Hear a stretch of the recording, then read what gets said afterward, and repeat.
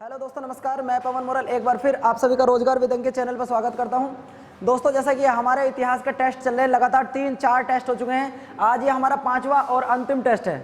इस अंतिम टेस्ट में कुछ क्वेश्चन है, मैं थोड़ा आज क्लास में जल्दी जल्दी वो आपको क्वेश्चन दिखाऊंगा और इन क्वेश्चन पे कोई स्टैटिक जीके के तौर पे क्वेश्चन नहीं बताए जाएंगे, बस सीधा आंसर बताऊंगा।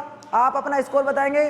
क्लास शेयर करते रहें, ज़्यादा से ज़्यादा शेयर करें, जिससे आपका और औरों का कंटिन्यू भला होता रहे और ज़्यादा से ज़्यादा भला हो।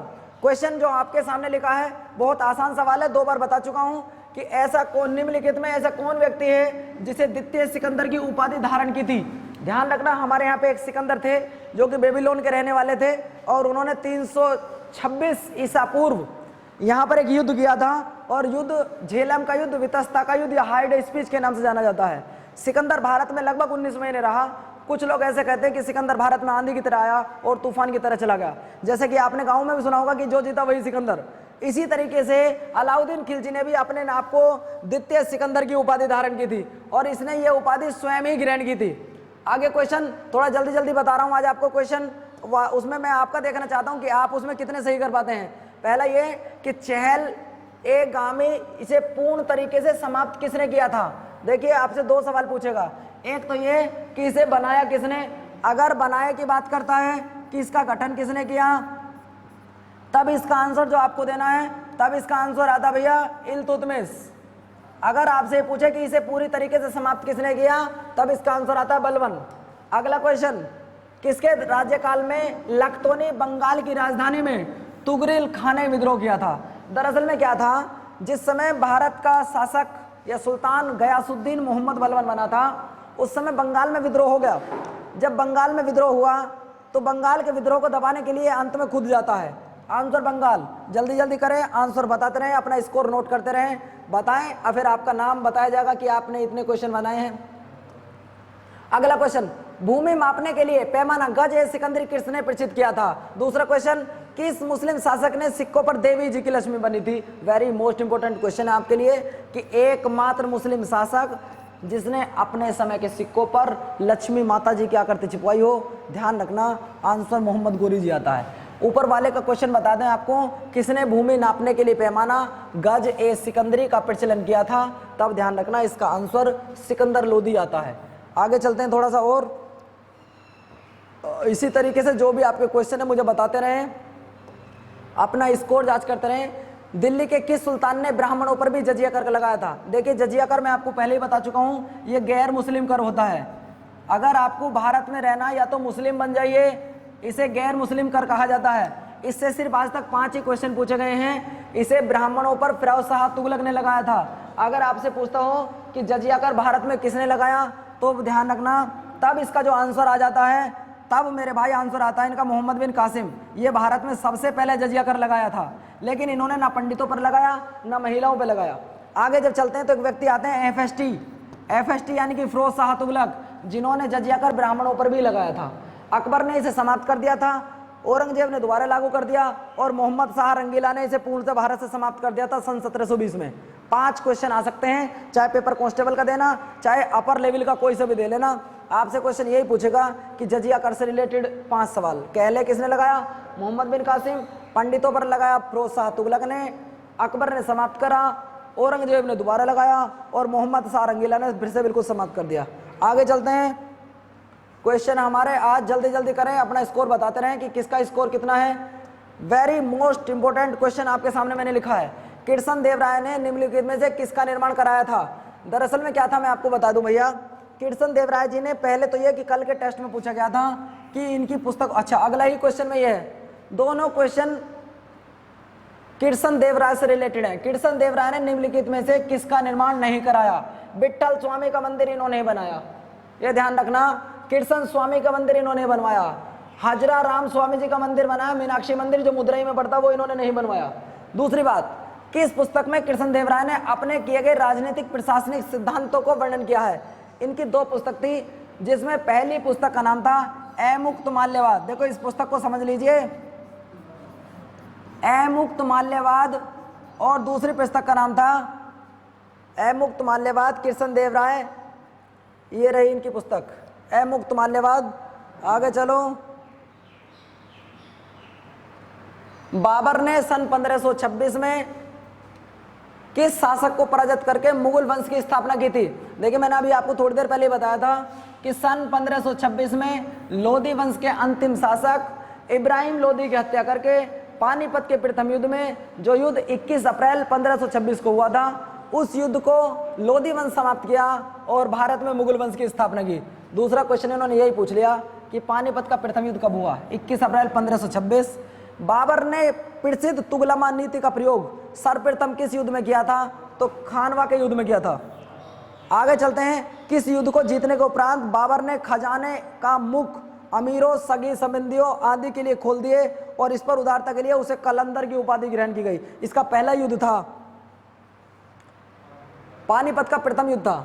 आगे चलते हैं, भारत में ग्रांड ट्रंक रोड किसने बनवाई? आंसर शेरशाह सूरी आता है। जल्दी जल्दी आंसर निकाल देंगे। गुजरात विजय की याद में, जो कि 1572 गुजरात विजय की याद में अकबर ने पहली बार समुद्र को देखा था और इसी के उपरांत इन्होंने बुलंद दरवाजे का निर्माण कराया था। आगे चलते हैं भैया थोड़ा सा और। आईने अकबरी एक महान ऐतिहासिक कृति निम्नलिखित में से किसके द्वारा लिखी गई है? देखिए इसे मैं थोड़ा सा आपको समझाना चाहूंगा। दरअसल में क्या था, पहले क्या था, बहुत से राजा अपनी कथा लिखवाया करते थे, आत्मकथा। कुछ ऐसे थे जो अपनी आत्मकथा खुद लिखा करते थे, कुछ ऐसे थे जो अपने राजकवियों से लिखाया करते थे। तो इनके दरबार में 9 रत्न रहा करते थे। उन 9 रत्न में से एक अबुल फजल था, जिस अबुल फजल की हत्या इन्हीं के बेटे ने करवा दी थी, जहांगीर ने, बीर सिंह बुंदेला के माध्यम से। तो इसका आंसर ये है। अगला, पानीपत की दूसरी लड़ाई 5 अप्रैल 1556 में किस किस के बीच हुई? ये देखो ध्यान से सुनो। 1556 में जो लड़ाई हुई थी, ये आपसे मैं पूछूं, आप खुद इसका आंसर दें। ना इधर किसी के साथ हुई, ना इधर हुई, अकबर और हेमू के मध्य हुई थी। आगे चलिए, एक क्वेश्चन कट गया थोड़ा सा, इसे खुद ही देख लेते हैं। मैं बता रहा हूं इसका आंसर आप क्या लगाना है। दीन ए इलाही नामक नया धर्म किसके द्वारा चलाया गया था? देखिए क्वेश्चन रह गया था, मैं बता दूं आपको, ये धर्म अकबर ने चलाया था। और ये ध्यान रखना, इस धर्म को एकमात्र व्यक्ति जिसे हिंदू की तरफ से ग्रहण किया था, नाम था बीरबल उर्फ महेश दास। ये ध्यान रखना, इस धर्म को हिंदुओं की तरफ से एकमात्र व्यक्ति ने ग्रहण किया था, बीरबल उर्फ महेश दास। आगे चलिए, क्वेश्चन जो हमारा है आपके सामने, ऐसा कौन सा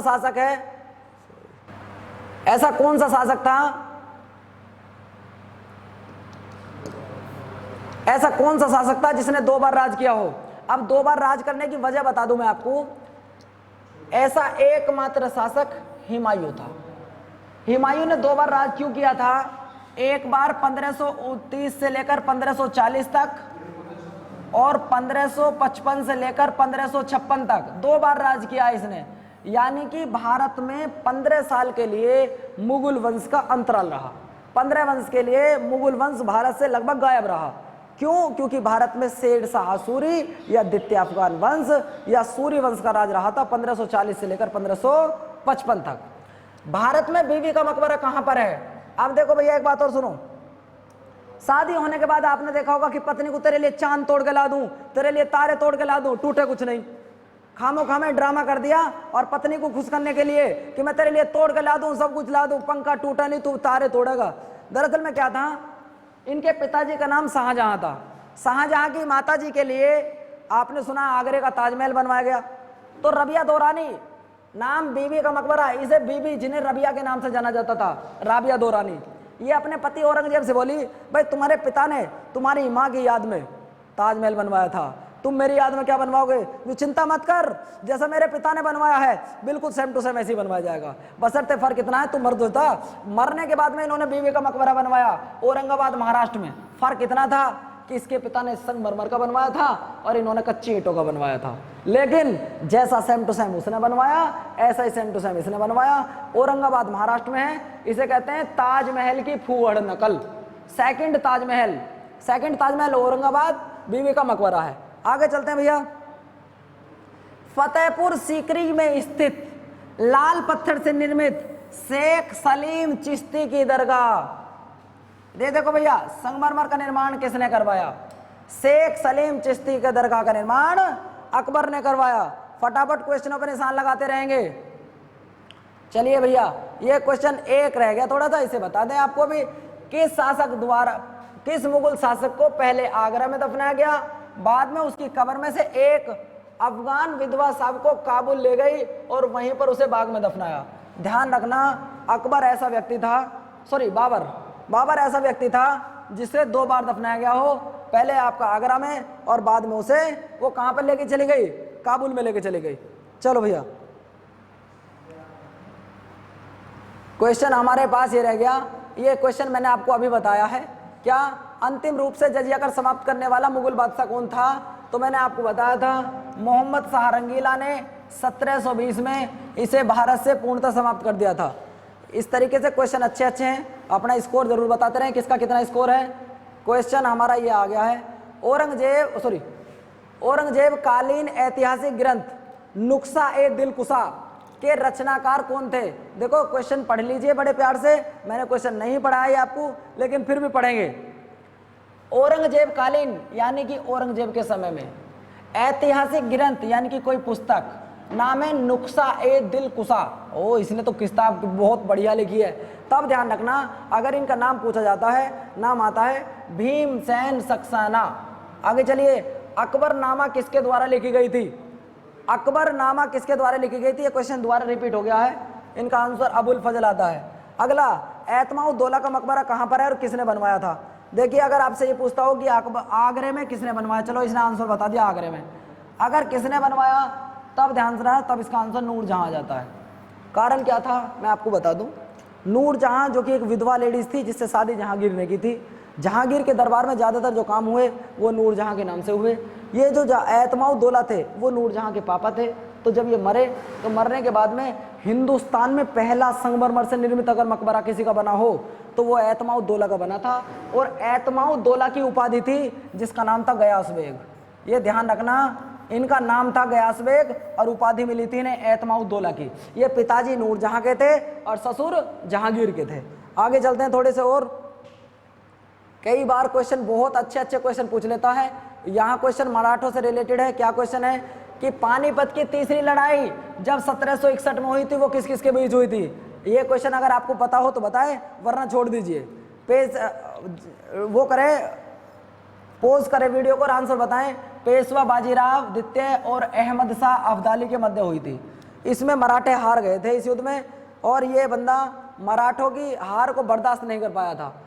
ये देखो भैया, क्वेश्चन बहुत बहुत ज़्यादा इंपॉर्टेंट आ गया है और ऐसा क्वेश्चन है, यहाँ से क्वेश्चन आने की संभावना मुझे थोड़ी ज़्यादा लग रही है।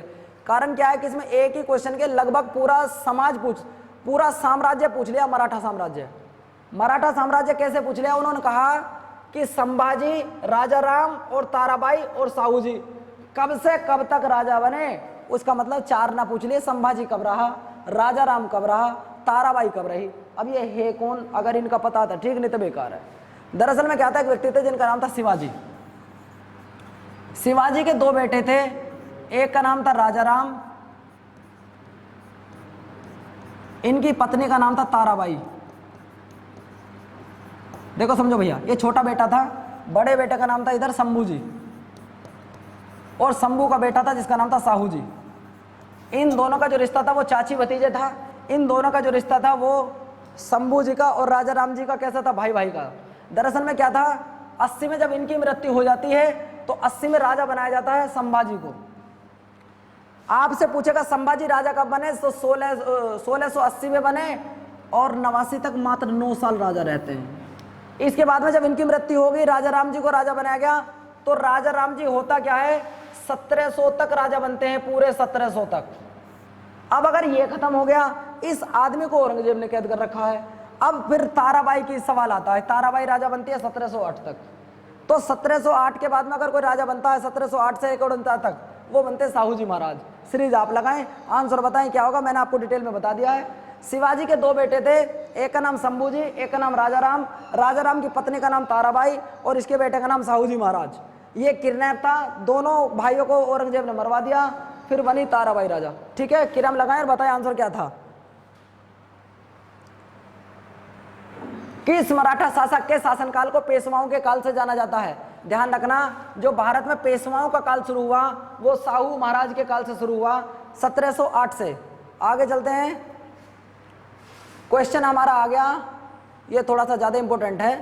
कि वर्ष 1498 में वास्को डी गामा कहाँ भारत आए और भारत कहाँ उतरे। क्वेश्चन सबके याद भी है, लेकिन क्वेश्चन पूछा कितनी जगह गया ये देखो, कम से कम 20 जगह यही सवाल पूछा गया है, क्या कि वास्को डी गामा भारत कब आए। तो कब आने का सवाल का आंसर उन्होंने दे रखा 1498 में। कहाँ पहुंचे, तो ध्यान रखना केरल में एक बंदरगाह पड़ा करता था जिस बंदरगाह का नाम था कालीकट, और वहां पर एक राजा राज किया करते थे जिस राजा का नाम था जुमोरिन। क्या नाम था भैया, जुमोरिन। और ध्यान रखना अगर आपसे ये पूछे कि उस समय भारत में किस राजा का राज था, तो सिकंदर लोदी का था। अब एक क्वेश्चन से यहाँ 4-5 क्वेश्चन हो गए हमारे। एक तो ये कि 1498 में आया, दूसरी बात ये कि आपसे वहां पर केरल का राजा जुमोरिन और भारत का राजा उस समय सिकंदर लोदी था। आगे चलते हैं, वास्को डी गामा कहाँ का रहने वाला था, तो पुर्तगाल का रहने वाला था। वह अंग्रेज जिसने सम्राट जहांगीर के दरबार में आकर भेंट की थी, तो ध्यान रखना सर टॉमस रो थे। गोवा दमन दीव का उपनिवेशीकरण मूलतः किसके द्वारा किया गया था, तो पुर्तगालियों के द्वारा किया गया था। आगे चलते हैं, क्वेश्चन जल्दी जल्दी बता रहा हूं, लेकिन आप अपना बताते रहें कि आपका स्कोर क्या है।